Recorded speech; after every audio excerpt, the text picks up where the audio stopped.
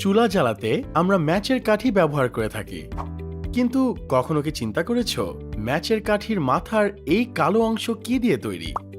এই কালো অংশটি হলো সালফার, যা আগুন জ্বলতে সাহায্য করে।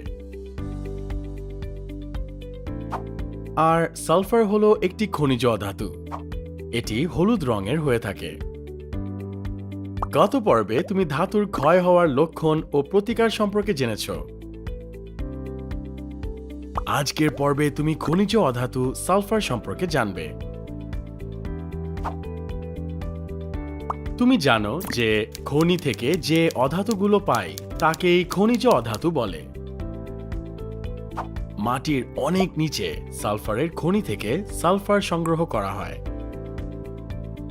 খনি থেকে ফ্রাশ পদ্ধতিতে সালফারকে নিষ্কাশন করা হয়। সালফারের খনির মধ্যে একদিকে কেন্দ্র করা 3টি পাইপ প্রবেশ করানো হয়, যাকে ফ্লাশ পাইপ বলে। সালফারের গলনাঙ্কের চেয়ে বেশি অর্থাৎ 170 ডিগ্রি সেলসিয়াস তাপমাত্রার সুপার হিটেড ওয়াটার বাইরের পাইপ দিয়ে ভিতরে প্রবেশ করানো হয়। 100 ডিগ্রি সেলসিয়াস থেকে 374 ডিগ্রি সেলসিয়াস তাপমাত্রার মধ্যে যে কোনো তাপমাত্রার পানিকে সুপার হিটেড ওয়াটার বলে। এই সুপার হিটেড ওয়াটারের তাপমাত্রায় কঠিন সালফার গলতে শুরু করে। 3টি পাইপের মধ্যে সবচেয়ে ভিতরের পাইপ দিয়ে 20 থেকে 22 বায়ুমণ্ডলীয় চাপের বাতাস প্রবেশ করানো হয়। গরম পানির তাপে এবং বাতাসের চাপে গলিত সালফার মাঝের পাইপ দিয়ে মাটির উপরে উঠে আসে এবং বাইরের পাত্রে জমা হয়। এই প্রসেসে 99% বিশুদ্ধ সালফার পাওয়া যায়। কিন্তু এই সালফার কি কি কাজে ব্যবহার হয় চলো তা জেনে নেই। বিভিন্ন ইন্ডাস্ট্রিতে প্রচুর পরিমাণে সালফার ব্যবহার করা হয়। যেমন সালফিউরিক অ্যাসিড তৈরি করতে সালফার ব্যবহার করা হয়।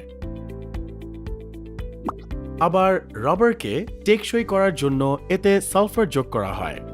একে ভলকানাইজিং বলে।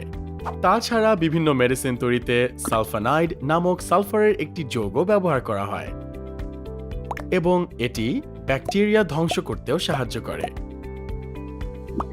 চলো এখন সালফারের বিভিন্ন যৌগ সম্পর্কে জেনে নেই। খেয়াল করবে পেঁয়াজ কাটার সময় তোমার চোখ দিয়ে পানি পড়তে থাকে। পেঁয়াজে সালফারের প্রোপাইল যৌগ উপস্থিত থাকার জন্য এমনটি হয়ে থাকে। পেঁয়াজ কাটার সময় এ যৌগ ভেঙে সালফার ডাই অক্সাইড উৎপন্ন করে, যা চোখের পানির সংস্পর্শে এসে সালফিউরাস অ্যাসিডে পরিণত হয় এবং চোখ জ্বালাপোড়া করে। আর সালফার ডাই অক্সাইড হলো সালফারের একটি যৌগ। সালফার বাতাসের অক্সিজেনের সাথে বিক্রিয়া করে সালফার ডাই অক্সাইড উৎপন্ন করে। সালফার ডাই অক্সাইড অনেক বিষাক্ত গ্যাস। এই গ্যাস নাক বা মুখের মধ্য দিয়ে শরীরে প্রবেশ করলে শরীরের ক্ষতি হয়। আচ্ছা, কখনো কি বৃষ্টির পানি গায়ে পড়লে তুমি শরীরে জ্বালাপোড়া অনুভব করেছ? যদি অনুভব করে থাকো তাহলে সেটা ছিল অ্যাসিড রেইন। কিন্তু এই অ্যাসিড রেইন কিভাবে তৈরি হয় চলো তা জেনে নেই। কয়লা বা তেলকে বাতাসে পোড়ালে এদের মধ্যের সালফার অক্সিজেনের সাথে বিক্রিয়া করে অনেক ঝাঁঝালো সালফার ডাই অক্সাইড গ্যাস উৎপন্ন করে। এই গ্যাস বায়ুমণ্ডলে চলে যায়। যখন বৃষ্টি হয় তখন এই গ্যাস পানির সাথে বিক্রিয়া করে সালফিউরিক অ্যাসিড উৎপন্ন করে। একেই অ্যাসিড রেইন বলা হয়। সালফারের একটি যৌগ হলো সালফিউরিক অ্যাসিড। রাসায়নিক দ্রব্যের মধ্যে সালফিউরিক অ্যাসিড বেশি ব্যবহার করা হয় বলে একে রাসায়নিক দ্রব্যের রাজা বলা হয়। শিল্প কারখানায় কঠিন সালফার থেকে স্পর্শ পদ্ধতিতে সালফিউরিক অ্যাসিড তৈরি করা হয়। চলো এ সম্পর্কে বিস্তারিত জেনে নেই।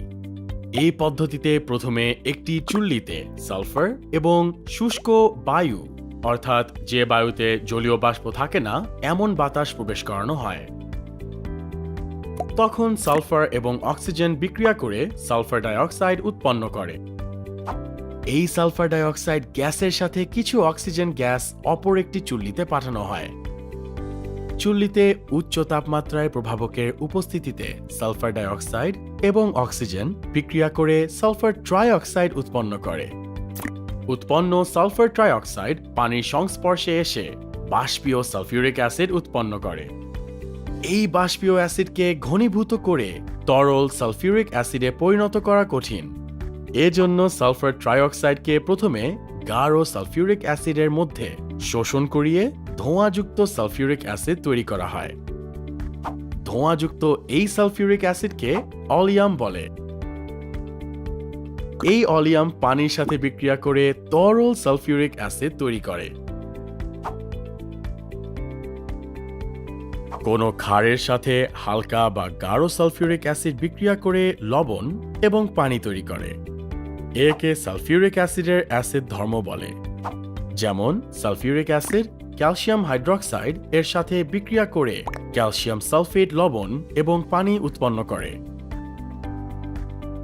সালফিউরিক অ্যাসিডের মধ্যে অনেক বেশি পানি থাকলে তাকে লঘু সালফিউরিক অ্যাসিড বলে। এর জারণ ধর্ম নেই। কিন্তু গাঢ় সালফিউরিক অ্যাসিডে পানি কম থাকে, এর জারণ ধর্ম আছে। যেমন গাঢ় সালফিউরিক অ্যাসিড কপারকে জারিত করে কপার সালফেটে পরিণত করে এবং নিজে বিজারিত হয়ে সালফার ডাই অক্সাইড এবং পানি উৎপন্ন করে। চলো এখন জেনে নেই সালফিউরিক অ্যাসিডের নিরুদন ধর্ম সম্পর্কে। নিরোধক হলো যে পদার্থ কোনো যৌগ থেকে পানি শোষণ করতে সাহায্য করে, আর এই পানি শোষণ করার ধর্মকে নিরুদন ধর্ম বলে। গাঢ় সালফিউরিক অ্যাসিড চিনি থেকে পানি শোষণ করে, এজন্য গাঢ় সালফিউরিক অ্যাসিডকে নিরোধক বলে। তাহলে এই ছিল আমাদের আজকের পর্ব। আজকের পর্বে তুমি খনিজ অধাতু সালফারের ব্যবহার, এর বিভিন্ন যৌগ এবং তাদের ধর্ম সম্পর্কে জেনেছ। আগামী পর্বে তুমি একাদশ অধ্যায়ে খনিজ সম্পদ জীবাশ্ম নিয়ে জানবে। সে পর্যন্ত ভালো থেকো।